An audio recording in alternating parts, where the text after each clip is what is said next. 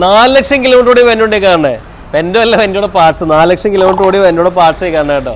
തെർമോസിന്റെ elbow, oil cooler കണ്ടോ. ഇതൊക്കെ നമ്മൾ ലീക്കായിട്ട് നമ്മൾ മാറ്റാൻ വേണ്ടി അയച്ചേണ്ട. നമ്മുടെ സ്വന്തം വണ്ടി ലീക്കായിട്ട് മാറ്റാൻ വേണ്ടി അയച്ചതാണ്. ത്രോട്ടിൽ ബോഡിയൊക്കെ ഒന്ന് ക്ലീൻ ചെയ്യണം, കാർബണൊക്കെ ഒന്ന് ക്ലീൻ ചെയ്യണം, ഈ ഓയിൽ കൂളർ ചേഞ്ച് ചെയ്യണം, നമ്മുടെ തെർമോസിന്റെ എൽബോ 2 ചേഞ്ച് ചെയ്യണം. ഇതൊക്കെ ഉള്ളു പണിയിട്ടാ.